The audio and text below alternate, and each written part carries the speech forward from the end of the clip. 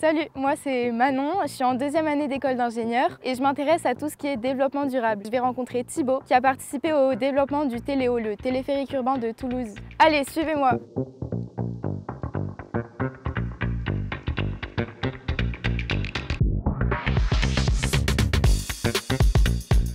Bonjour Thibaut. Salut Manon. Ça va? Ça va et toi? T'es ingénieur en environnement? C'est ça, ingénieur environnement depuis maintenant un peu plus de 10 ans. Je m'appelle Thibaut Mathieu, je travaille principalement sur des projets d'infrastructures linéaires, le train, les tramways, les métros, mais également les téléphériques. Et donc là, je vois le Téléo, c'est un de tes projets, c'est ça? Exactement, le plus grand téléphérique urbain de France. Viens si tu veux, je vais t'expliquer le projet. La métropole de Toulouse voulait un transport en commun qui permet de relier tout le sud de la ville. Donc on a eu l'idée de mettre en place un téléphérique qui fait à peu près 3 km de long et le fait qu'il fonctionne à l'électricité permet de limiter l'empreinte carbone. Ça permet beaucoup de report modal. Les gens qui doivent traverser la Garonne avant prenaient leur voiture et maintenant ils peuvent utiliser les télécabines pour traverser en moins de 10 minutes. Il devait y avoir énormément d'enjeux environnementaux à prendre en compte. Beaucoup d'enjeux environnementaux. On est sur un milieu qui est urbain, périurbain, naturel. Donc on rencontre tous les enjeux environnementaux qu'on peut rencontrer sur un projet. Donc ça va toucher au milieu humain avec notamment le paysage, le bruit, le milieu physique avec les cours d'eau, les zones humides, ça va être le milieu naturel comme les espèces protégées. Donc c'est tout ça qu'il faut prendre en compte dans la conception du projet. Bien, je vais te présenter quelques mesures qu'on a mis en place.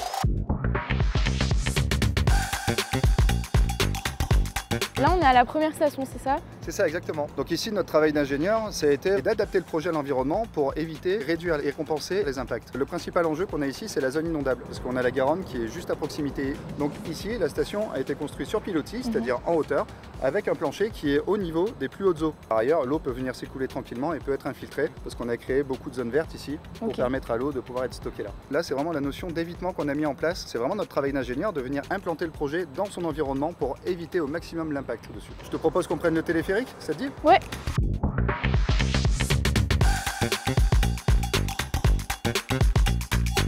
On voit tout, c'est trop beau. Donc voilà, là on est en train de traverser la Garonne et on voit l'implantation du pylône, tu vois, qui est relativement loin du cours d'eau, justement pour préserver toute cette zone naturelle.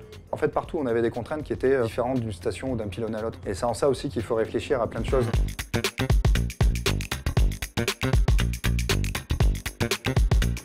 En tant qu'ingénieur environnemental, ça fait partie de tes missions, donc d'étudier le milieu. C'est au début me rendre sur le terrain, c'est ensuite de faire de la collecte bibliographique, c'est-à-dire chercher toutes les données qui sont disponibles. Et une fois qu'on a réuni tout ça, on peut réfléchir à des solutions.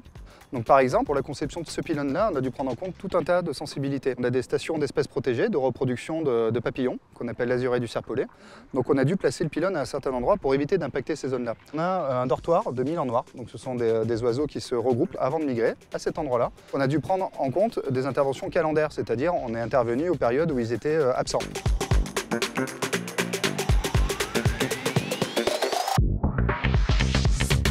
Travailler sur un projet qui a autant d'impact, c'est satisfaisant pour toi, non? Ouais, c'est ça, c'est des impacts positifs. Le projet est réalisé et il est fonctionnel, donc on permet aux gens de se déplacer à moindre coût carbone. Et je suis très content d'avoir travaillé dessus avec toutes mes équipes. Et qu'est-ce qui te passionne dans ton métier? Je suis très fier de travailler dans ce domaine-là parce que c'est un domaine qui est très éthique. Voilà, ça permet de répondre à nos convictions environnementales et on a des leviers d'action à grande échelle pour pouvoir intervenir dans la protection de l'environnement. Merci beaucoup, c'était super de te rencontrer. C'était chouette, merci à toi.